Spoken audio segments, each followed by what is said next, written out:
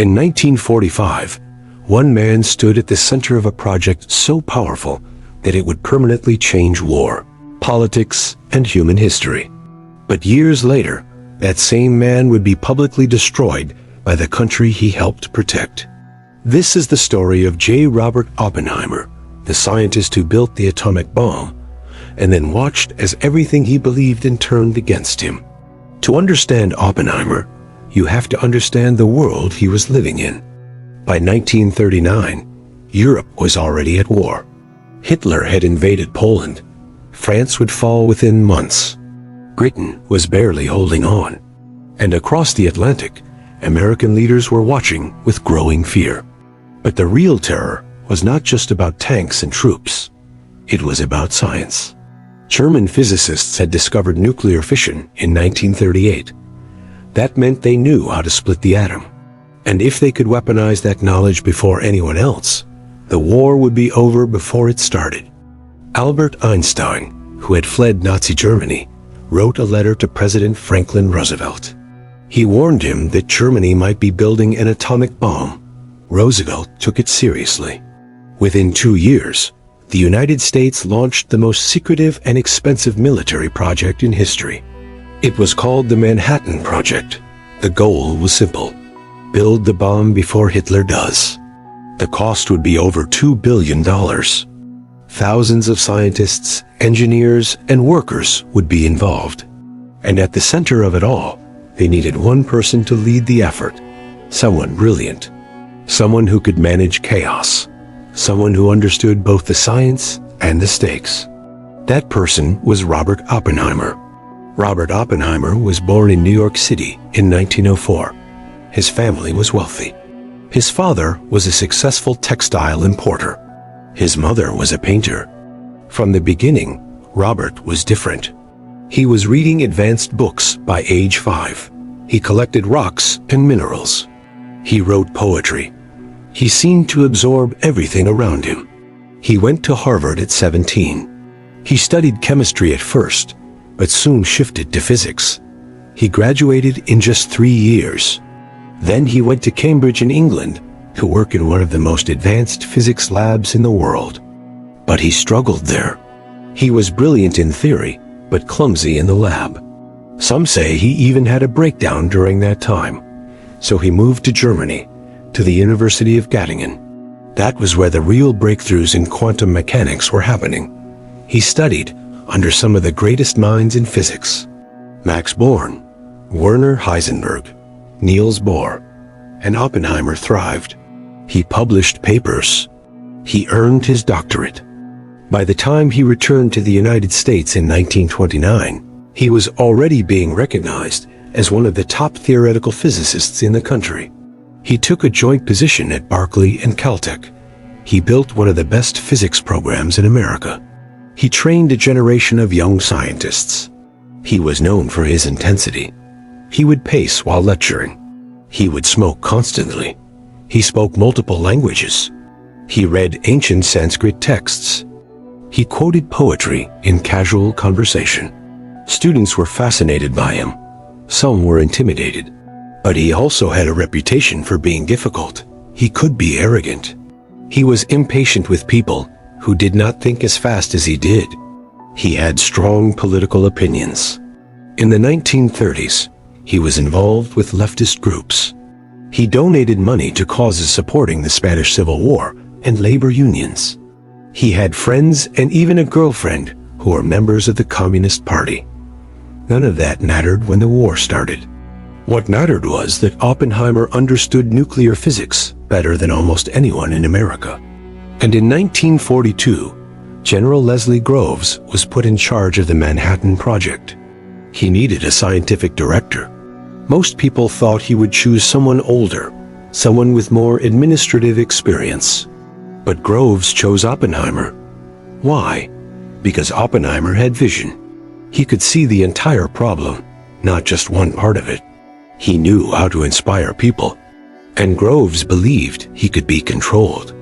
In 1943, Oppenheimer moved to a remote location in New Mexico, a place called Los Alamos.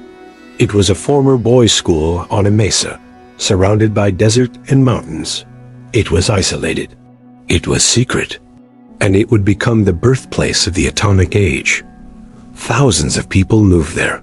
Scientists from all over the world, engineers, technicians, military personnel, their families. They all lived behind fences. Mail was censored. Phones were tapped. No one could talk about what they were doing, not even to each other unless it was absolutely necessary. Oppenheimer ran the entire operation. He organized the teams. He solved disputes. He pushed people to work faster. He attended every major meeting. He understood the chemistry, the physics, the engineering. He could talk to a theorist in the morning and a machinist in the afternoon. People respected him for that. But the pressure was immense. They were racing against time. Intelligence reports suggested the Germans were still working on their own bomb. If the Nazis succeeded first, the war could be lost. Every delay felt like a potential disaster. There were also massive technical challenges. No one had ever built a weapon like this before. They had to figure out how to purify uranium. They had to develop plutonium. They had to design a mechanism that could compress nuclear material fast enough to trigger a chain reaction. And they had to do all of this while keeping it secret from the rest of the world. Oppenheimer barely slept. He lost weight. He smoked more than ever, but he never lost focus. He kept the project moving forward. He made decisions that no one else wanted to make. He dealt with egos. He managed conflicts. He became the glue holding everything together. And then, in April 1945, something changed. President Roosevelt died. Harry Truman took over. A few weeks later, Germany surrendered. Hitler was dead. The Nazi threat was gone. But the bomb was almost ready. And now there was a new question. Should they still use it? Japan was still fighting. American troops were preparing for an invasion of the Japanese mainland. Military leaders estimated it could cost hundreds of thousands of American lives, maybe more. Truman and his advisors believed the bomb could end the war quickly. It could force Japan to surrender without an invasion. But some scientists at Los Alamos were not so sure. They started to have doubts. A few even suggested demonstrating the bomb on an uninhabited island, just to show Japan what it could do. Oppenheimer was part of a committee that advised Truman. They discussed the options. In the end, the recommendation was clear. Use the bomb on a military target. Use it without warning. Make it undeniable. On July 16, 1945, they tested the first atomic bomb in the New Mexico desert. The test was called Trinity. Oppenheimer watched from a control bunker 10 kilometers away. At 5:29 in the morning, the bomb detonated. The explosion was brighter than 1,000 suns. The heat could be felt miles away. A massive cloud rose into the sky. The shockwave rattled the ground. Oppenheimer later said that a line from Hindu scripture came to his mind. Now I am become death, the destroyer of worlds.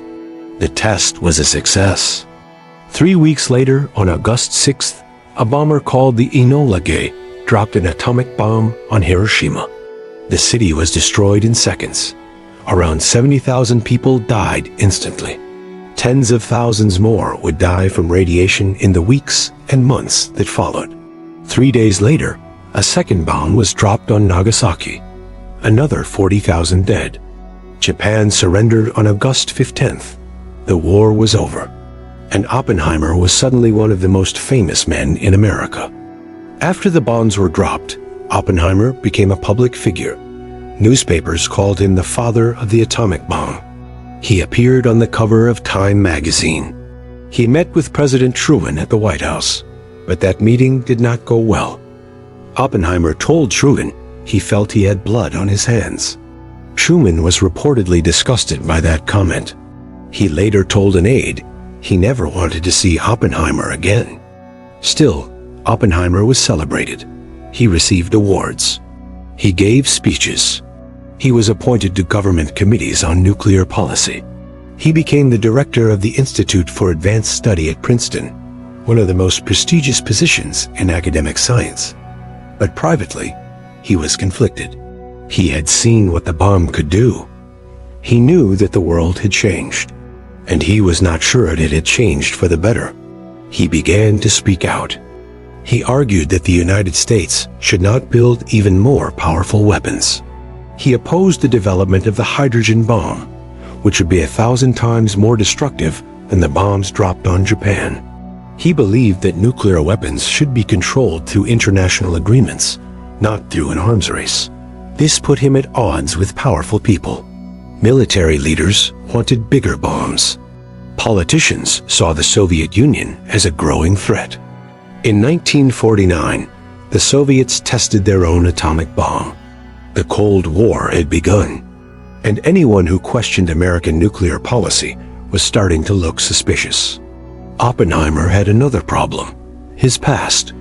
Those leftist connections from the 1930s, the donations, the friends in the Communist Party, his former girlfriend. Even his younger brother had been a member for a time. During the war, none of that mattered. But now, in the early 1950s, America was gripped by fear of communism. Senator Joseph McCarthy was holding hearings. People were being accused of being Soviet spies. Careers were being destroyed over rumors and associations. And Oppenheimer was about to become a target. In December 1953, Oppenheimer was informed that his security clearance was being suspended. The Atomic Energy Commission had opened an investigation. They questioned his loyalty. They brought up his past associations. They suggested he might be a security risk. A hearing was scheduled for April 1954. It was technically not a trial, but it felt like one. Oppenheimer had to defend himself in front of a 3-person panel. The hearing lasted 4 weeks. Dozens of witnesses testified: friends, colleagues, former students, military officials. Some defended him. They spoke about his contributions to the war effort.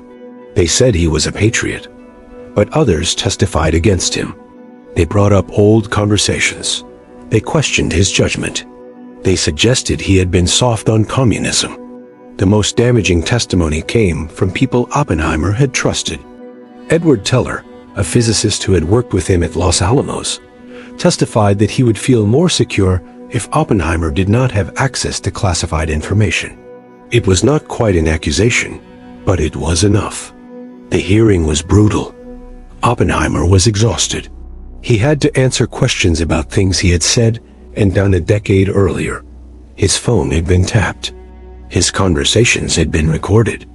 Even his lawyers were not given full access to the evidence being used against him. In the end, the panel voted 2-1 to deny his security clearance. The official reason was not that he was disloyal. It was that he had shown questionable judgment and that his associations raised concerns. But everyone knew what it really meant. Oppenheimer had been declared untrustworthy. He had been publicly humiliated. The decision shocked the scientific community. Many saw it as a political punishment. Oppenheimer had opposed the hydrogen bomb. He had challenged the military. He had questioned the direction of nuclear policy. And now he was being made an example of. Some scientists protested. Others stayed silent. A few, like Teller, were never forgiven for their role in the hearing. The fallout divided the physics community for years. Oppenheimer did not fight back. He accepted the decision quietly.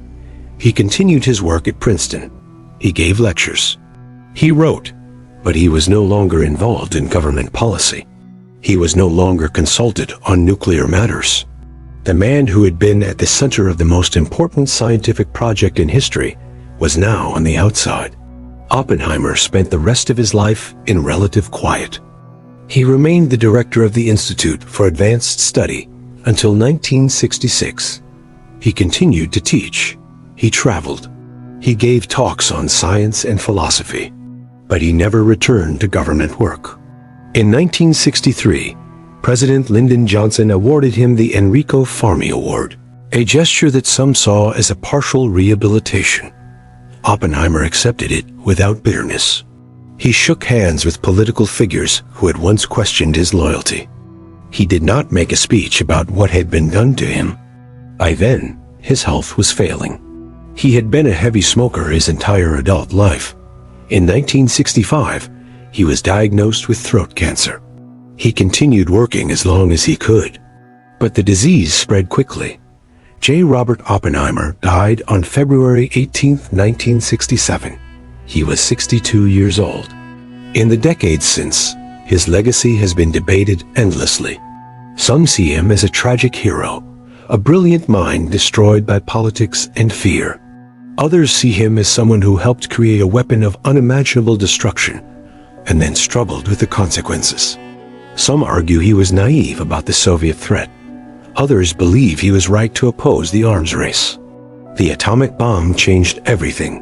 It ended a war. It began a new era. It made future wars unthinkable, and yet it made the threat of total annihilation a permanent part of human existence. Oppenheimer understood that better than most. He saw the power of science. He saw the responsibility that came with it. And he saw what happened when that power was placed in the hands of governments and politicians. There is no simple conclusion to his story, no clear moral. He built something that could not be unbuilt. He opened a door that could not be closed. And he spent the rest of his life living with that knowledge. In 2022, more than 50 years after his death, the United States government officially vacated the 1954 decision that revoked his security clearance. It was a symbolic gesture, a recognition that he had been treated unfairly. But by then, the world he had helped create had long since moved on. Oppenheimer once said that the atomic bomb had changed the world, but it had not changed human nature. People still feared. They still fought. They still sought power. And the weapons he helped build were still out there, waiting.